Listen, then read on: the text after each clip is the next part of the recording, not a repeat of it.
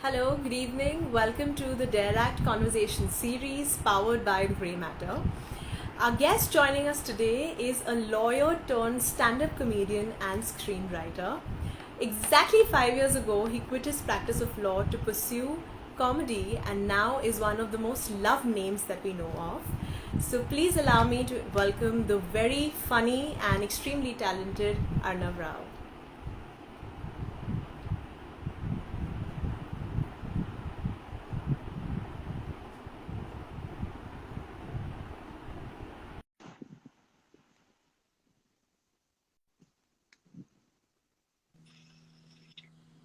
Hello, can you hear me? Yes, loud and clear. Hello, Arnav. Welcome to Hi. Dare Act. Thank you so much for having me. How are you doing? Same shit, different day only, I guess. Uh, Fantastic. Okay, so my first question to you, Arnav, is why did you choose to study law and how was your college experience like? okay, so why I chose law is in school around 8th or ninth standard, I got into debating. And I really enjoyed arguing and winning arguments. And I was like, wait, you can get paid to do this, a profession in this. And that was just basically the driving force in yo, I'm going to practice law.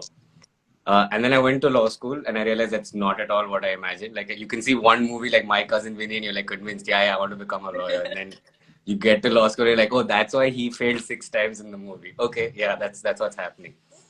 So I had a great time in law school. I went to law school in England, so it's a very different setup in that sense that it allowed me to enjoy what part of the law I like to enjoy. So I like going to the library and just sitting and reading up old cases and the system there the second I could I was choosing things that I don't have to write an exam. That's Okay. basically Explain uh, that to us. like for my final year I basically did a moot for my college. Like the entire year we were working on like this massive moot, and so that's credits. So that's you don't have to write an exam.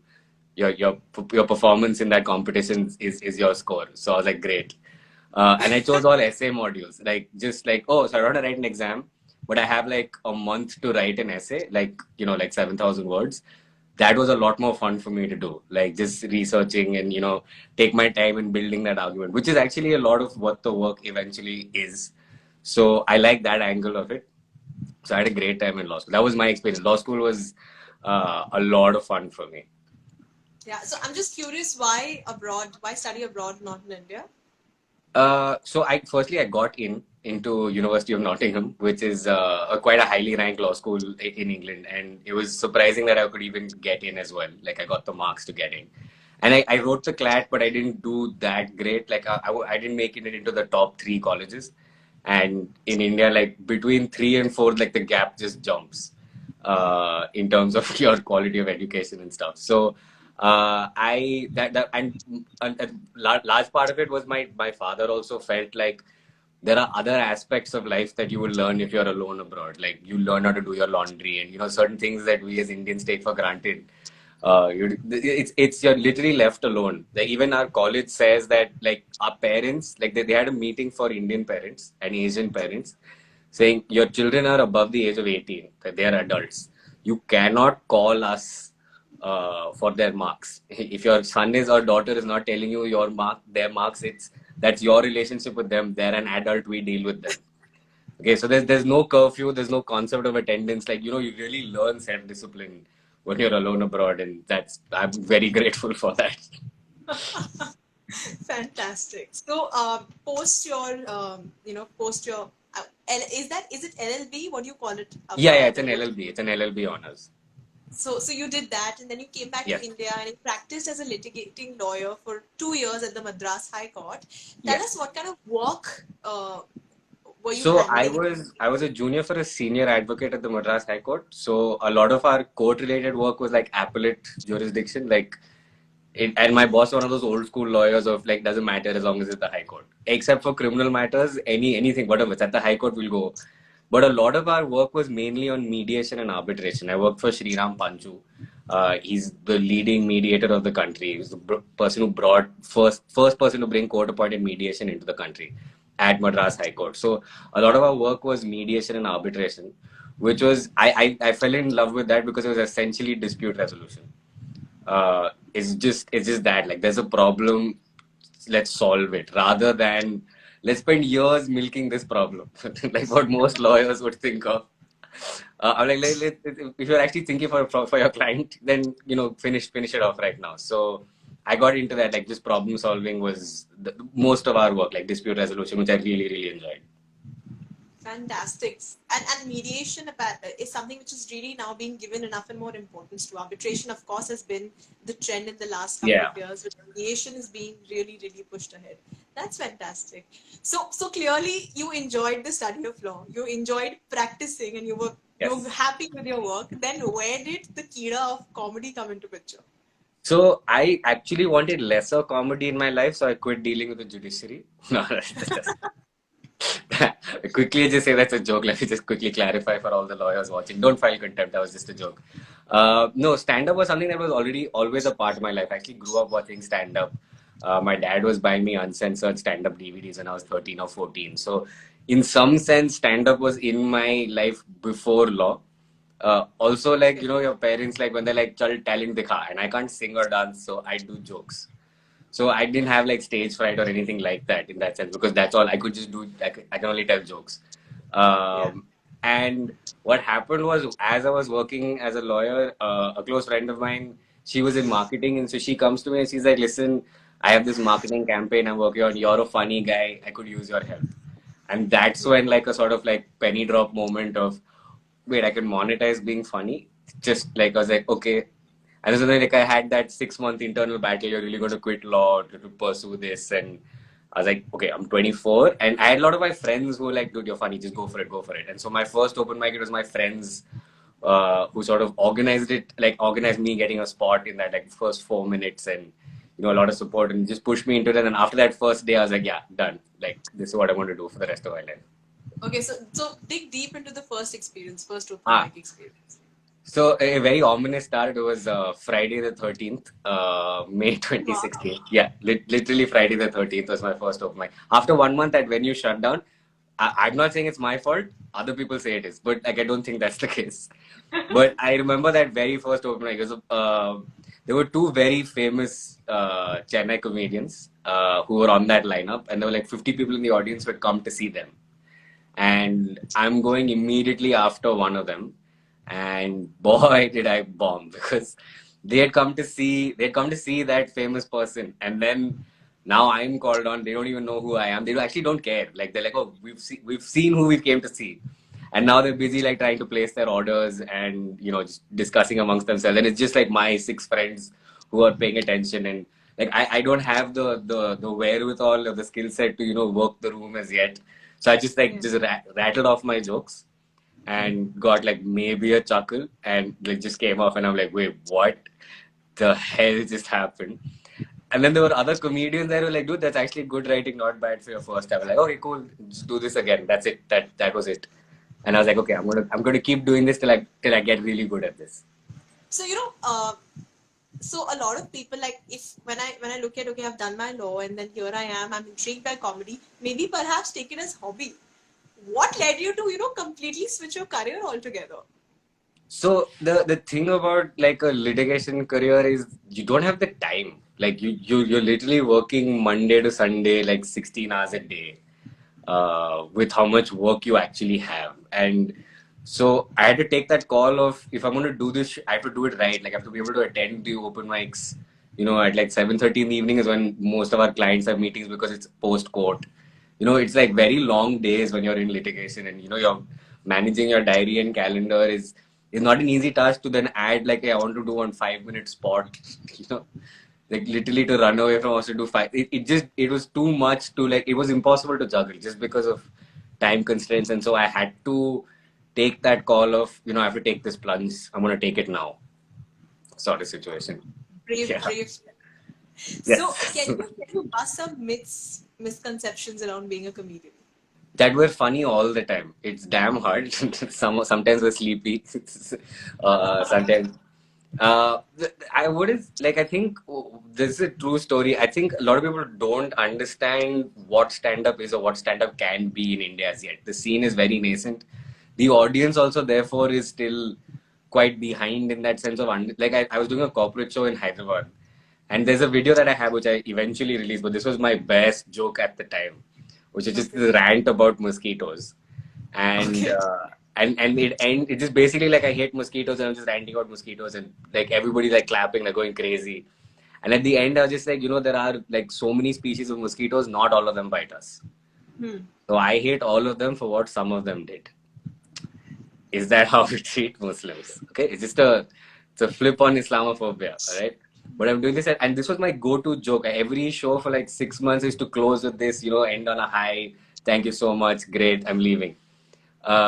But this one day, this one show, I do that joke in dead silence. Just they're with me throughout, but just that last part, dead silence. I'm like, shit, I was supposed to end here. Okay, I was supposed to end like now, like quickly come out with like another 1-2 minutes, and like just like quickly get a chuckle. I'm like, yeah, that's my time done. Like leave, get my payment, and then they open the bar. It was like, oh, it was a sober audience. So there was another comic with me. So both of us go to the bar to get a drink. Like, we're going to drown our sorrows right now. And like this uncle, like he comes up to me, grabs me by my shoulder. He's like, "You are using stand-up comedy for social messages. What an idea!" And I didn't have the heart in that moment to explain to that, no, sir, since 1940s, that's what this art form has actually been designated for. Right? So there is still that there's that nascency in terms of, comprehending and understanding stand-up, which is it'll take time, but it's booming right now. So hopefully it grows. That's a nice one. But you brought him some level of enlightenment. Come to think of it, he No, wasn't aware. sometimes. So the problem is, right, like when we write jokes, it's actually instant feedback. That's the beauty of the game. That I know in 1 second whether what I wanted happened or not. I don't have to wait 1 week, right? Like in 1 second, I know it. I get the laugh at the moment I wanted the laugh, right? So sometimes you get those moments of like, oh, which is fine. Sometimes they just smile. Sometimes they like, wow, my mind is blown, but they don't react.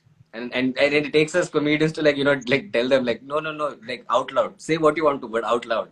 Because I need to hear the feedback. That's why Zoom shows are annoying because the first 5 minutes just goes in, can you put your video and audio on, please? Because otherwise it's just me talking to my laptop. Okay, my parents are already judging me. Let me just Fair, fair. Okay, so like you mentioned, one of the myths is that the comedians are not always funny, right? So you also have your moments where you don't want to crack a joke, where you don't want to make someone laugh, or probably you want to pass a sarcastic comment for all that matters at that moment. So how do you tackle such difficult situations like these, where perhaps you're not in the mood, but because there's a work commitment, you have to go on stage and make people laugh, or perhaps where you think you've done like a fantastic performance, and you're shoved with sort of criticism you weren't even thinking about that will come your way. So how do you handle these situations? So that last thing has never happened. Like I know instantly whether it went well or badly. So Okay. it's never been like, oh, I thought I did really well and it was a bad show. That's never happened. Because you just know, within 1 second whether they laughed or didn't laugh. I will be honest. As a comedian, it's kind of horrible that our brains are wired in such a way now that when tragedy strikes or something irritates us, or you're not in the mood, as you were saying, it's unfortunate, but in that moment when tragedy strikes, we immediately think 7 minutes of material I'll get out of this, right? So in some sense, getting on stage is actually cathartic for us. So like if something bad, like I was I was walking from one open mic to another open mic, and I was mugged in between. Okay. Yeah, literally, I was actually mugged in between, and I go to the second open mic and I just talk about being mugged 5 minutes ago, like shamelessly, I didn't even process the trauma of just being mugged. I just went on stage and I was like, I just got mugged, guys, and I just did that story. So that is one thing that getting on stage and just telling jokes is an aspect of. It's cheaper than therapy, like quite frankly, way cheaper than therapy. Just like on shamelessly, just get on group therapy, group together, and just get your stuff out of you. Which is why, like, you do open mics and stuff. You don't. But I get what you're saying. Like if there's like a paid show, like, or I got a corporate show and like just had like a bad day, and I think yeah, okay. So the person who just made that comment, that's a very famous comedian, Suhas Navratna, a good friend of mine. Yeah, that's also that helps. That 100% helps. If you have 2 beers, you're good. But I'm not advocating alcoholism. Please, no, don't sue me. But you figure out your own thing. Like you learn how to compartmentalize quite early on. You just have to. It's part and parcel of the job. But the thing is that getting on stage and doing the jokes you like doing, that's a release in itself. So I could have been in a bad mood the whole day, but I know that getting on stage will get me out. Whether I do well or not doesn't matter. I'll feel better just after going on stage for 5 minutes, if at all. So that's not a concern for me personally. Thank you for sharing that. Also, why don't you talk about your most memorable performance or event? There are loads. I think one of the most fun gigs that I ever like. It was just for the full story arc that hits all the buttons. This was just after Comicstaan had aired, and I got called to perform at a law school. Okay, so I was like, I found my audience, right? That was my first thing of, I found my audience, and they were the organizers were like mad sweet. They flew me down, they picked me up from the airport. Between the airport and their campus, they stopped at a booze shop, said, "You like Old Monk, no sir?" and bought me Old Monk, and then smuggled it into their campus to the guest house. It was very nice. They were very sweet. It was great. There were about 700 students who were going to be watching this, massive auditorium. And I was quite excited. And so, I stepped away from the green room. I was just standing outside quietly because I like pacing up and down just before I go on stage, just running my set because I'm doing like an hour. And I overhear like a large group of students who are entering the auditorium going, "This guy came last on Comicstaan. Couldn't they get anybody better?" Okay. And then this is at a law school. And I'm like, okay, I heard this. I was like, okay, cool, that's fine. But there was a lot of this, he came last, he's not that funny. And I was like, okay, yeah, that's.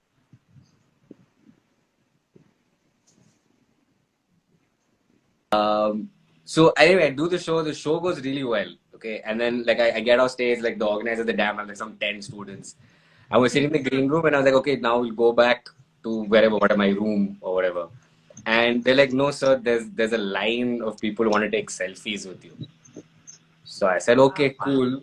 And so we go, and it's 400 people in that. So I did 1 hour of comedy and then 2 hours of taking selfies, which never happened before. It's never happened since. Okay, it's not happened again.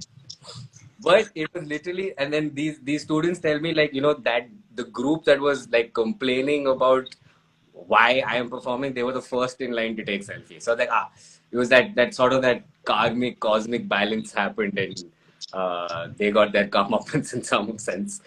But yeah, I was like, that's never happened again. So I think that was probably.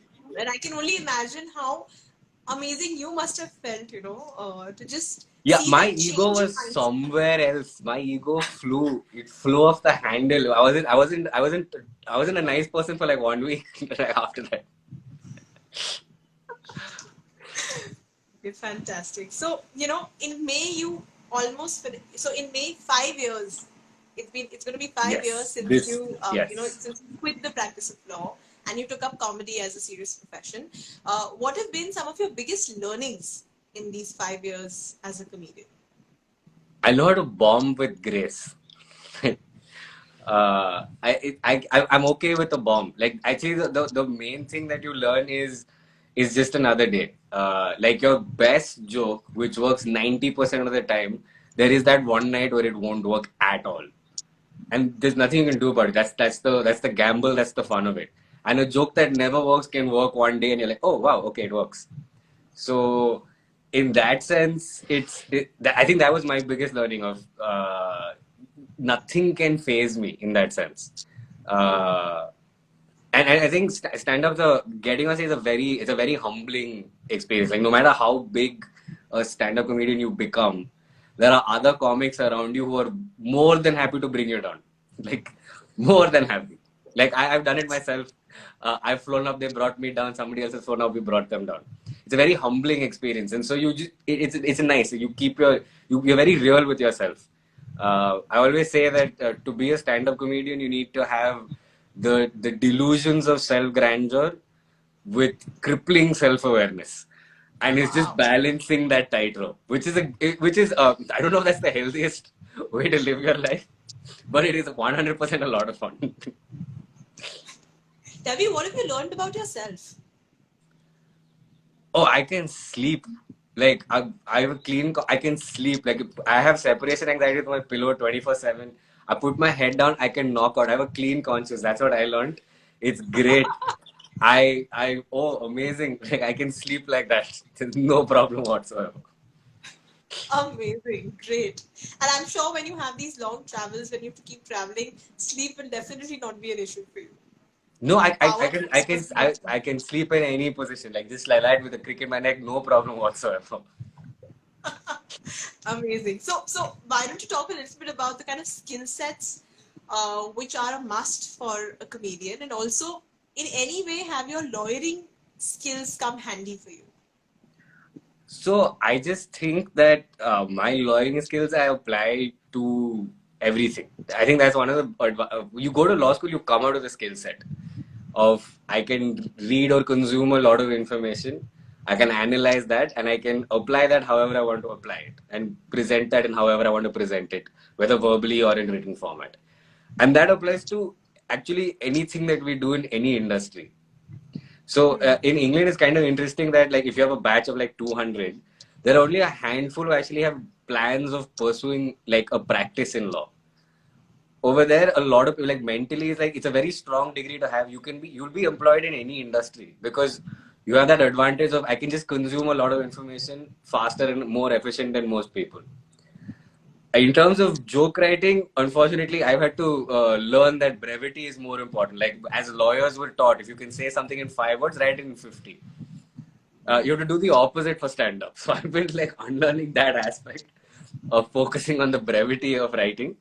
But it's basically that like I just apply the same skills. Like before I do anything, I'll research. I'll write about that. I'll analyze it and then just present it. However, now I have to present it in a funny way. So that's the only thing is that's the difference in what I'm presenting and how I'm presenting. And I'm sure it must have definitely helped you in screenwriting, especially. Yeah, I think that's what's helped me with the screenwriting in just like getting the kind of work that I'm getting is that, I mean, at the end of the day, it is like dealing with like Bollywood and like, nobody reads shit. Okay. Like like just the fact that there's one person who'll sit and read all 100 pages very quickly. That's enough of a skill set. Like, oh wow, you read the whole thing. I was like, yeah, I did. I was like, yeah, you're hired. I was like, okay, cool. You haven't even read what I've written is yet. But the fact that I can read, great, cool. I mean, so yeah, in that sense, that's why I said like just the skill set of like you can consume a volume of information and retain that and understand it and apply it. Any industry is happy to have you.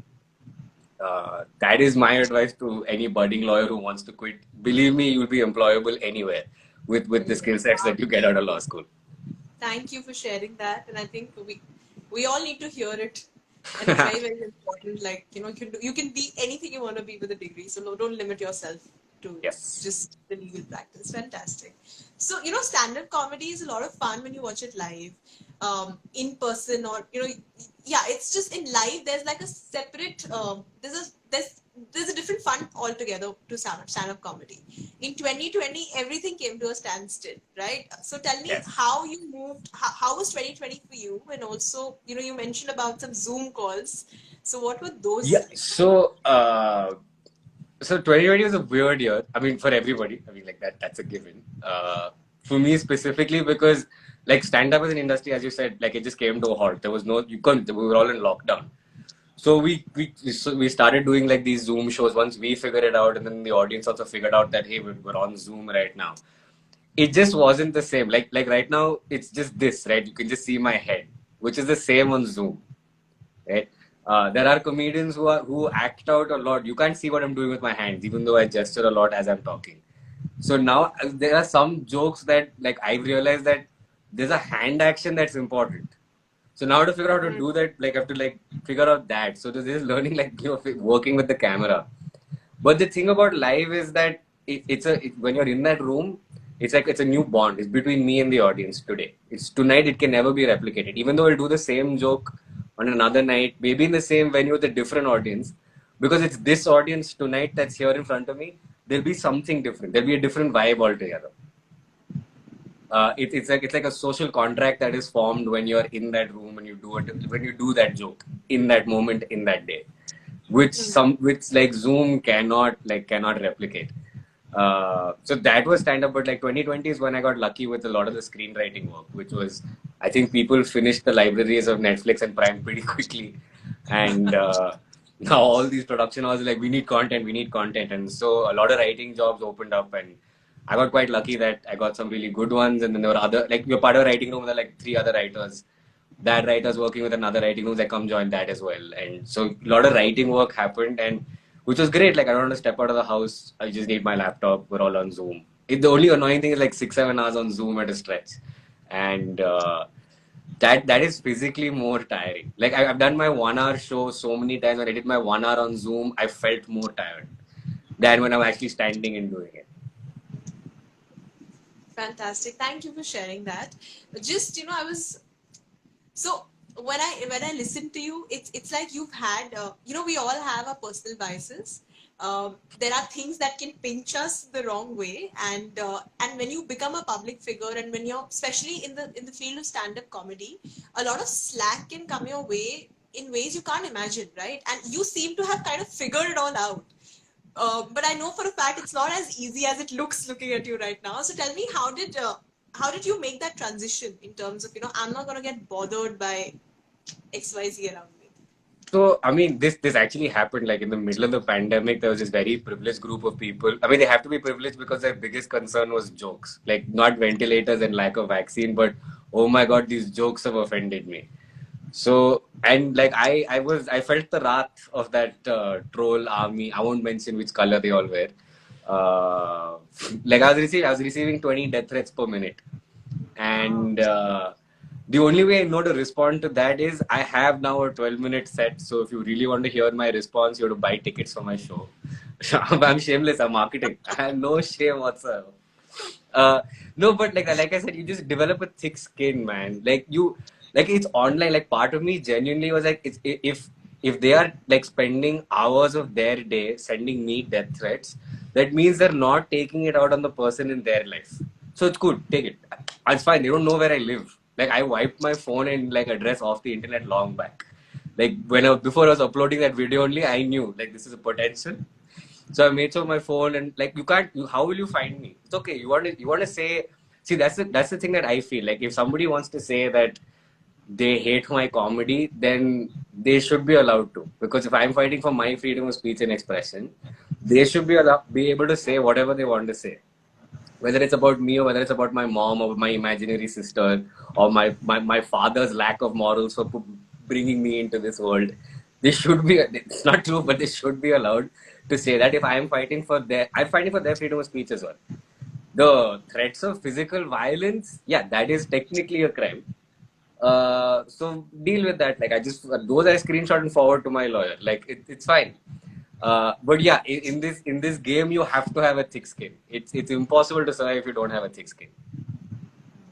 And like you said, another way to look at it is you're like a therapist to them, right? The fact that so much is getting released. I'm their lightning rod. I'm actually like a lightning rod. You just give it to me. Don't burn the building. Just you send it this way. Send it this way. Fantastic. So, do you have any piece of advice for law students who may be inclined towards comedy but at the same time are apprehensive? I don't need more competition. Don't pursue it. Just nothing. Why do I want more comedians or lawyers? Then I won't get called for such things. Just kidding. If you want to, they can come for mentorship to you. I'm just about trying to figure out my own career. Why would you want me to mentor somebody else?